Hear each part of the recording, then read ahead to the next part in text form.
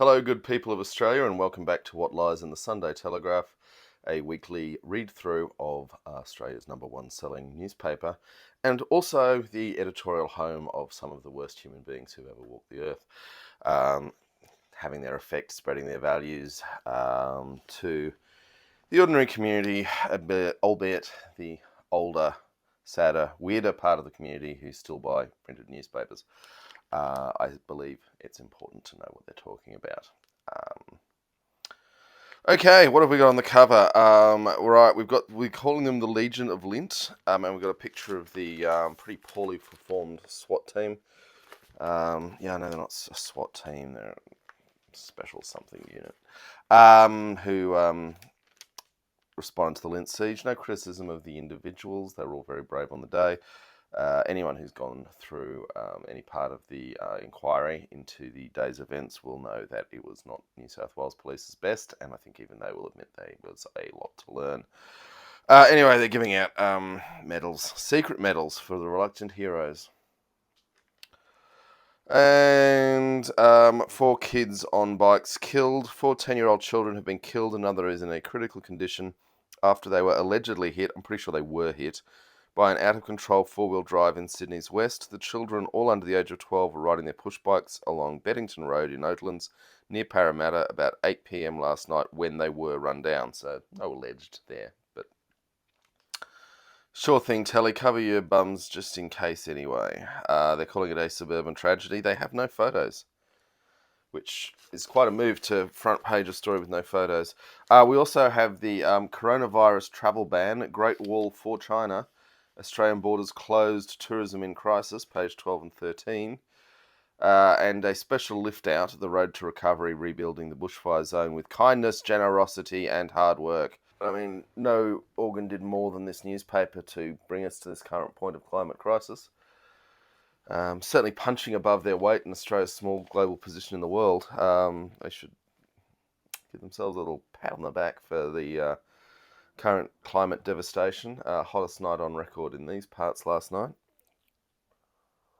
It's all right for me. I can afford to turn up the aircon, just leave it labouring away. I mean, you can see that horrible thing there. It's not the best, but it's good enough. It's better than nothing. But there are lots of people out there who can't afford the unit and can't afford the electricity, and a lot of them die. These heat waves aren't a joke. They're not something that's always happened. On that note, Mix Picks, number one. Now, so for those who are new, Mix Picks is where the editor of the Sunday Telegraph chooses the 10 best stories. Not 10, 7, 8. We got 9 this week. It varies. The 9 best stories, which he's recommending to readers. It's always quite indicative of the priorities of the paper. So number one is their bushfire special on the roads to recovery. That's almost news. That's unusual. Number 2 is Chloe Lattanzi wants you to know she's not just Olivia Newton-John's daughter. To be honest, to me, she was not even Olivia Newton-John's daughter until this moment. Yeah. So she's in the Stella magazine, which is sort of Vogue for poor people. Right, number 3 is what Gaga did next. This time last year she was everywhere, but in 2020 it's a very different Gaga. Not sure they gave a lot of support to her music in the top days, but let's leave that. Game of Thrones star Emilia Clarke on growing out of the awkward teen years and gaining self-confidence. Apparently she's happy in her skin.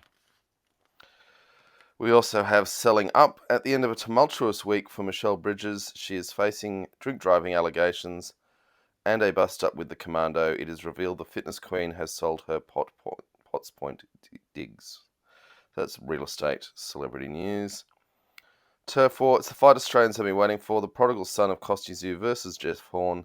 It's a battle for homegrown supremacy where they can't even name one of the protagonists and just name drop his dad. Is the Mona Lisa worth the queue? Almost certainly not. 18 awesome adventures in South America. I'm somewhat confused as to how those two things can be one item, although I suspect they're just flogging the travel guide in an obligatory sense. And also we have a right royal scandal. Aussie Princess Mary has found herself at the centre of an Airbnb controversy that threatens her love affair with the Danish people. Page 38. Page 5. Now this is because we had a 2-page lift out, with the Sunday Telegraph editor Mick Carroll, who's got a face only his mother could love, is saying, advertising his paper, if it matters to you, it matters to us. And we've got firefighters, lovers on a beach, so access to water, rural people with big hats, a compelling red-headed child, and a rugby league player. I know all of the people on this are very white. Right, why Erica is single again. Erica Packer has broken up with Enrique Martinez, the artist. A friend says Erica is quite vivacious, fun, and gorgeous. Enrique is quite serious, and it just didn't work out. Make of that what you will. Page 5, we have more on the little friends lost in an instant, 4 bike kids dead. And mention of the heat wave. Sydney sweltered through soaring temperatures of as much as 46 degrees yesterday, with some suburbs hotter than anywhere in the state, while today will bring be a fraction cooler. A reprieve from the heat is not expected until Monday or even Tuesday. No mention of climate change in that story. I didn't do this project to just bang on about climate change all the time, but it's the elephant in the room, and if the Telegraph won't talk about it, someone has to, don't they? Right, pay-per-view, that's a pun on pay-per-view. $5 million fight is on. Horn is arrogant, says Tim Zhu. He's finally got a name. The son of Costas Zhu. Good for them. The boxing sort of... At least it's someplace someone can earn some money, isn't it? Other people keep most of it. Page 7, we get to mentioning that the builders knew of the Opal Tower crack. Builders were aware of serious problems with the troubled Opal Tower almost a year before residents move in. Let greedy people operate without regulation. People literally die. I mean, in this case, homeowners are losing the thing they've invested, for most of them, more money than they're ever going to have. Okay, so there's a note that Sydney has been rated one of the world's least affordable property markets, but they say crazy prices shouldn't deter home buyers. Little dig at Melbourne here. Melbourne as usual, came in behind Sydney. Financial discipline could get wannabe buyers there faster. A way to boost savings is to increase your income, whether that's by taking up a side hustle or asking for a pay rise. Ha ha ha. You can also save by regularly reviewing your finances and trimming any excess spending. How many smashed avocados can you save on for a day to overcome the runaway real estate prices of the greatest financial disaster that hasn't happened yet? Because when the Ponzi scheme of Sydney real estate collapses, we'll blame it all on the Greens and climate change action, won't we? If only we'd kept burning coal, this wouldn't have happened. Okay, back to the Lindt siege. Cops who were ready to die. Being honoured with the ultimate bravery accolade, but they don't want to be famous. Commissioner's Award for Valour. Commissioner's Commendation for Courage. No mention at all that the command vehicle had been defunded months before and wasn't available, and they ended up trying to run the operation out of a leagues club with one phone line, where literally the girls behind the bar were picking up the phone and switching it through to the control room. My other page of this, my police went in to meet their end. Bomb fear was real. Courage of cops who faced death to defuse IED. Don't get me wrong. Bomb disposal officers, I have enormous respect for. I have enormous respect for all of the police who are in danger in this exercise. No question on that. Just saying, we seem to be distracting from some pretty major systemic failures. Not to mention the intelligence failures where numerous groups, including bikie gangs, tried to alert the government to the danger threat posed by Man Monas. And from that panic we go, not panic, that's a cover-up of panic. Now we go to the other panic, which is the outbreak. Our borders to slam shut, but tourism to pay the price. Sue Dunlevy, leaping into a health story, tells us we need a centre to control the tax. So we need a national centre for infectious disease so departments aren't tripping over each other in times of crisis. Vaccine for virus is at least a year off, Jane Hanson tells us. David Meadows and Annika Smethurst bring the political news. The federal government's drastic travel ban is designed to save Australia from the spread of the deadly coronavirus, but it will put the country's tourism industry on life support. I mean, they're killing the barrier reef to keep the coal industry going, so they don't really... It's odd for a guy who used to run Tourism Australia. Catch of today. Cheaper premium Aussie seafood. That's finding a silver lining there. Fear of catching the flu-like disease has seen diners desert Sydney's Chinese restaurants during what is traditionally their busiest time. Demand for mud crabs has plummeted with a matching cut in prices. Wholesalers confirmed yesterday mud crab had been diverted from restaurant sales to retail fishmongers. Australia's live seafood export market is being rocked as huge parts of China go into lockdown. Prices for crayfish have reportedly been placed at $0 per kilogram, as anglers are urged to stop catching them. Always there with the news from the fish markets, the Sunday Telegraph, and it's moderately interesting. I will afford them that. 1,000 fireys will get financial assistance. More than 1,000 volunteer firefighters in New South Wales and Queensland have received financial compensation from the government for lost income fighting fires this summer. This is Annika Smethurst has been dropped by the government there, I am guessing. Certainly seems to be a government press line she's running there. Alright, horror fires just won't die. 6 months of flames as season may go to Easter. Wonder why. Why is this fire season running so long? Could it be because the climate is changing? Nah. So Amy Shark will headline a free concert for bushfire victims on the state's south coast. They feel the need to say she's an NRL tragic, I would imagine, to make her approachable to the Telegraph's readership. So Annika is back to tell us that Bridget McKenzie is making a last stand. Colleagues expect her to resign today as the coalition attempts to limit the political damage from the so-called sports rot saga. But the Telegraph has confirmed Senator McKenzie will not stand aside before advice into whether or not she breached the ministerial code of conduct is handed to the Prime Minister. As of lunchtime yesterday, Scott Morrison still hadn't received the report. Premature confirmation that she would resign yesterday was leaked by her colleagues. Colleagues who don't like her, I'm guessing. She's resisted. Possibly Darren Chester, one of the more decent members of the Conservative government, might be returned to cabinet through this, so that's something.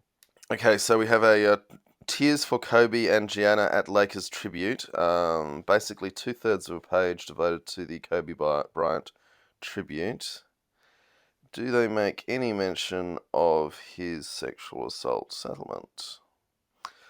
No, the first thing that comes to mind is all about family. Hang on, there is a tiny mention at the very last paragraph. The week since the crash has been dominated by mourning for the crash victims, as well as controversy over allegations Bryant raped a young woman in 2003. The Washington Post suspended a reporter for tweeting about the incident. So party like it's 1899, UK celebrate as it bids farewell to Europe. Certainly a lot of very white people are celebrating about getting their country back, and you're not sure who they're talking about getting it back from. Okay, a no-prick diabetes test is to be made free. Jane Hanson's horned in on Sue Dunlevy on that one. A device that saves diabetics from testing their blood with the old finger prick will become free for 58,000 type 1 diabetics from today. The device, known as the Freestyle Libra Flash Glucose Monitoring System, is a sensor worn on the back of the upper arm that connects to a reader or mobile phone application, which in turn stores glucose levels day and night to help people manage their diabetes. I'll certainly get more data points out of it, which is good. Fully subsidised products will be available to children and young people under 21 years of age with type 1 diabetics, as well as children and young people with conditions very similar to type 1 diabetes, such as cystic fibrosis-related diabetes and neonatal diabetes who require insulin. Previously, they were, $100 every 2 weeks. Yeah, which is still better than stabbing yourself 4 times a day, I guess. Okay, so we've got a tragic story. I'll keep your dreams alive. Kerry Yelland was killed in front of her 3 boys and husband in a freak accident last week. Peter says he is determined his wife's dream of farm life for their sons comes true. Another Jane Hanson exclusive there. Okay, so apparently Australians are flocking to gastric sleeve surgery designed to reduce the capacity of their stomach. I know a few people have had it, and I don't think it's worked for any of them, but that's merely anecdotal evidence. Okay, in news, page 21, TV's The Crown to finish its royal run. The hit television series The Crown is set to end after the 5th season, when Imelda Staunton will take on the role of Queen Elizabeth II, the show announced on Twitter. Peter Morgan, the creator of the Emmy-winning Netflix show, had initially planned 6 seasons for the period drama, but said he realised it was time to pull down the curtain while developing the 5th season. It's the perfect time and place to stop. Possibly before they get sued off the face of the planet for defamation. Alright, a middle-aged man allegedly carried out sexual acts while seated near teenage girls in a Sydney shopping centre food court. The Pagewood man, 52, allegedly committed the acts at East Gardens on Monday and again around 12:40pm on Friday. I've got to say, page 20 and 21 is where the news is really happening in this paper. So, nuclear waste from Sydney's medical reactor at Lucas Heights has a new home following the announcement that a giant farm in South Australia will become the country's new dump. Decision has been hailed as an economic lifeline for the region, but not everyone is sold. No. It provides another interest that doesn't rely on farming in town, which is a huge thing, the owner of the land said. A gentleman called Jeff Bullock. Now, a lot of people get very angry and upset about these low-level nuclear waste dumps, and I get that. On the other hand, if we're going to have nuclear medicine in this country, and I think people do like the availability of that medicine in the country they live, you need somewhere to put the stuff until it stops being radioactive, which can take a long time, but it's not enormously hazardous. And up until now, we've just stored it in our hospitals. So, I don't know. I'm actually reasonably in favour of somewhere geologically stable and just piling it up a long way from anyone. So the Cell brings us the interesting news that Michelle Bridges is selling her Potts Point home. You probably don't know who Michelle Bridges is. I'm not sure I know who Michelle Bridges is. She does some fitness stuff. She's selling her home. Jamie Cummings, the racehorse trainer, is selling the family home he shares with his wife and 2 children. They want to move closer to their thoroughbred training base. They're still trying to cover that Tom Burgess is selling his property. The Burgess real estate deals have just about kept this newspaper ticking over. Sarah Stevens is posing in a swimsuit in Vaucluse. She's throwing a fashion curveball. It's page 23 news. High fashion is famous for making women feel bad about their curves, even the models themselves. Australian Sarah Stevens has spent years being made to feel ashamed of her bust by designers and casting agents who told her she'd never succeed without a flatter chest. I'm not sure who's been telling her that. Now, after 10 years in New York, she's finally capitalizing on her biggest assets, turning her back on high fashion and embracing lingerie and swimwear. That is quite the publicity piece, occupying half a page. So the St John's Park Bowling Club Group is selling up its land to the Catholic Church to build a cemetery in Western Sydney. Some would say it's a very short hop from a bowling club to a cemetery. Former police officer has been charged with domestic violence offences following a dramatic arrest. This is Bowral in the Southern Highlands. Got in quite a fight with the police by the sound of it, which seems in keeping. Are you Australia's next landscape legend or garden guru? The search is on for fresh new talent to replace Selling Houses Australia. Selling Houses Australia favourite Charlie Allbone on the hit Foxtel show. That's quite an employment ad for Foxtel on page 25 of a newspaper. Lucky there's co-ownership. So Gian Rooney has a 3-legged dog. That's the former swimmer.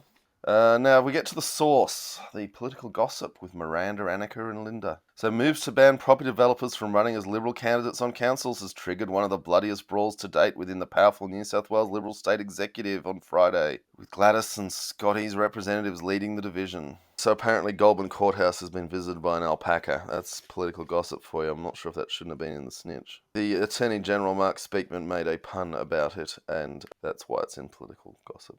It wasn't a very good pun, but I'm assuming he's the one who told them. Alright, apparently there's not been much politics happening in Australia, if that's your political gossip. I would put it to you that our political gossip reporters aren't very good. Okay, here's some more yellow peril for you. Cybersecurity experts have warned Sydney-siders living in Meriton apartments to avoid using the inbuilt Huawei Wi-Fi systems because they could be putting their online life in the hands of the Chinese Communist Party. So, in other exciting news, the benefits of reading just keep adding up. Who would have thought literacy was valuable in a newspaper? I guess they're pandering to their base who at least pride themselves on being able to read this pile of crap. Teenage arsonist. A teenager has been accused of lighting a bushfire in Sydney's northwest. Oh, this gets back to our arson narrative. It's not the climate change, it's just these arsonists need to do something about them. Law and order. Minimax teen offender bashes officer. A detention centre officer received multiple stitches to his head after allegedly being bashed by an offender in the new Mini Supermax facility for teen criminals. Okay, page 30 and 31 tells us who are Sydney's most romantic restaurants. This is with Valentine's Day coming up in a couple of weeks. So Aria, who would have thought that would come in number 1? Restaurant Pendolino. Zop, Catalina, Icebergs, Kitchens on Kent, Beppy's, Key, Cirrus, and Lucio's. The Snitch, which is our law and order political gossip, tells us that Tiffany Ann Brislane Brown, an alleged fugitive on the run, is wanting a better photo used in her wanted pictures. Some police are changing jobs. Robert Richter QC is back representing the worst in humanity following his representation of George Pell. Sources tell Snitch Mr. Richter is tipped to represent Abdul Abu Mahmood, one of several people charged in connection with the murder of 15-year-old Braden Dillon. Right, apparently the Reby Youth Justice Centre at Campbelltown, the chaplain's office, is where they've been keeping their shivs and other sharp objects. A storm has wrecked Elton John's big show in the Yarra Valley. There's a kitchen garden program moving into high schools to teach them about food they won't be able to afford. Right, we have beach culture wars. So there's riding the tides of change at Machismo Point. There's an all-female surf club fighting for equality. At Lennox Head, good for them. Okay, now we have the royal scandal of Princess Mary of Denmark and her 6 chalets, and something about Airbnb. She risks losing the love of the Danish people. Don't know why she's not allowed to rent out her chalet and Airbnb. Oh, apparently they'd kept the purchase hidden. Apparently under Danish law they must get approval before purchasing foreign assets with their public allowance. That does sound a bit dodgy. I don't imagine resignation's on the cards. Okay, here we go. The robots are listening. Groundbreaking Australian technology will listen on AAA calls and identify patients in cardiac distress faster than humans in a move that could save hundreds of lives. That's quite clever and possibly the least creepy way robots can listen to you.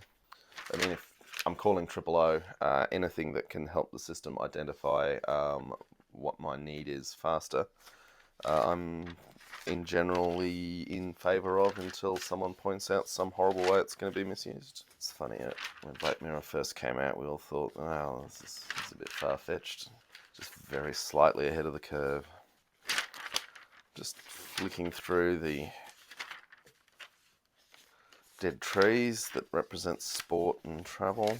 Global roaming, should I wear a mask? I generally say you should do what other people are doing. Yeah, just look around, see what the other folks in the neighbourhood are doing, do the same thing. Right, so we got a little black book of global art museums. Art Gallery of New South Wales director Michael Brand reveals the connections worth visiting. So we've got the Getty Museum, the Hermitage Museum, the Japanese Teshima Art Museum, the Freer Gallery of Art in the US, and the Cambodian National Museum. I have not been to Hermitage in a very long time, but when I went, it was pretty tough. Hopefully they put some signage in English in. Or, just a phone app. I don't need the English actually on the wall text as long as the app is good. And the thing about Hermitage is if you're a real expert in fine art, you don't need the interpretation, do you? You just go, oh wow, what a wonderful Cézanne. Look, Amelia Clark. Whole page of her. Back to being blonde, I see. Not trying too hard to get away from the Daenerys stigma. Well, now that we're safely through the sport, they'll probably do a little bit of politics. Oh, this is where we get our Road to Recovery lift out. Oh, second half of Road to Recovery, I get it. More on Princess Mary. Right, world news. Fear and suspicion at Ground Zero. Wuhan, a city they've never bothered to tell you anything about, we now they can talk about. Got a picture of a woman who's turned a plastic PET water bottle into a face mask. It's a good photo. Battle to stop the virus, byline Beijing. Interestingly, the Wuhan byline has no journalist name. In Pretoria, South Africa, 12 tigers and 5 lions have been relocated to a sanctuary after being rescued from circuses in Guatemala. France has arrested a jihadi. No mention of the French police and fire brigade brawling in the streets. I would have thought that'd be a good story, seeing how much we love fires. Of course, we also love police. Tricky.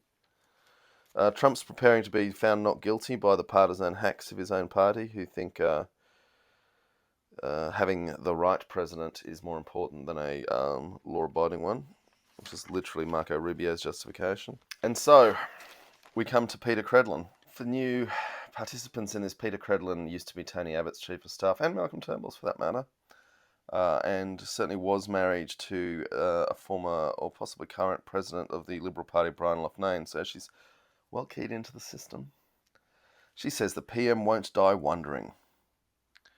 Everyone feeling on edge about the coronavirus should be reassured that our government has taken stronger action to prevent its spread than just about anyone else.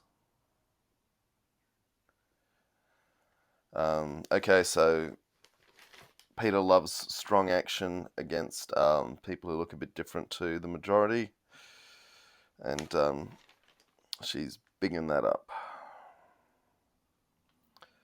Just, it's like the whole of government talking points. He's giving thumbs up to the extraordinary Nigel Farage single-handedly ensuring the British people's vote to get their country back was made good, as well as voting himself out of a job.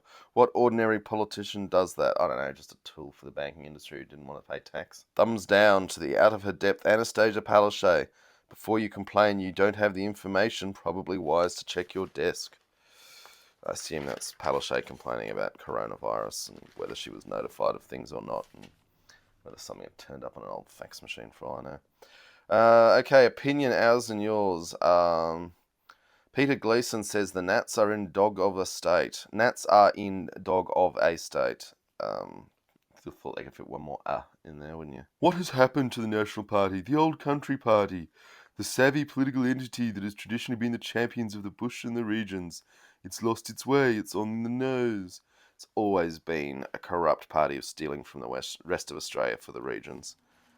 And not ordinary people in the regions, the important people in the regions. Okay, Lucy Kahn tells us that incentives are essential to boost the nation's birth rate.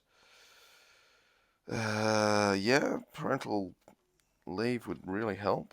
Not just for the mothers, just more parental leave in general. Tough for everyone working casual contract work, mind you. Piers Ackerman informs us that loud leftists are making too much noise to hear what quiet Australians are thinking. Not only do we need to be able to lower our voices to hear the quiet Australians, we have to lower our voices to the point where we can hear their thoughts. How would they know what quiet Australians think is a mystery? How they would know what quiet Australians think is a mystery, as quiet Aussies don't jump onto their keyboards and flood the idiot's echo chamber Twitter compared to the idiot's echo chamber on Facebook. He's conflating everyone who has ever had a vaguely leftist thought with someone who's chaining themselves to a lamppost. I salute those who chain themselves to lampposts, mind you. Courage of their convictions there, more than fat Piers pounding away on his keyboard to fill up a dead tree. Claire Harvey thinks that Harvey Weinstein's about to walk free. And the Sunday Telegraph editorial devotes itself to how great police are and Ash Barty. Warren's cartoon is once again unfunny. Got a page on where the hot auctions are. Don't worry about climate change, just buy real estate. So the movie The Grudge, with Jackie Weaver in it, gets 2 stars. The Lighthouse gets 3. Terrence Malick's latest A Hidden Life gets 4 stars. Exquisite look at a matter of faith. 174 minutes for those who are keen. Documentary For Sama gets 4 stars. We've got a page on the Sunday Book Club about a book called Saving Missy by, I don't know, Beth Morrey. And who would have thought it? Once again, it's published by HarperCollins, which is owned by the Murdoch family, which owns this newspaper. Once again, that's the book of the week. Cameron Adams gives us a full page on how awesome the Pet Shop Boys are. I mean, yes, the Pet Shop Boys are good, but...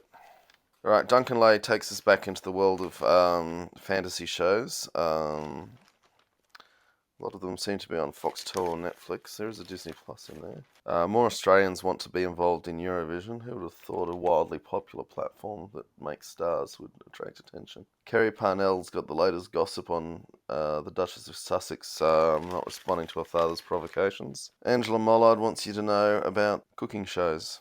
George Columbaris apparently gets his wage thieving mug in there. Although, given that it's Gordon Ramsay, Jamie Oliver and George, there's a bit of a trend going on there, I suspect. Well, I've got a whole page to a wedding in Home and Away for anyone who still watches that. TV wedding, whole page of news in a paper. Alright, Duncan Lay is sort of obliquely applauding the horrible trolls who attack Brie Larson's performance as Captain Marvel. You know, I suspect Brie Larson's going to have a pretty awesome life because she's very talented. And these trolls aren't. Oh, what Gaga did next. She's in a more reflective mood in 2020. Well, that's nice to know. Insider Confidential tells us that Elle Macpherson was name-dropped by Harvey Weinstein. Another page on Michelle Bridges. Her publicist has really earned her keep. On the back page is Alf and Martha, Home Away's legendary lovers, finally retie the knot.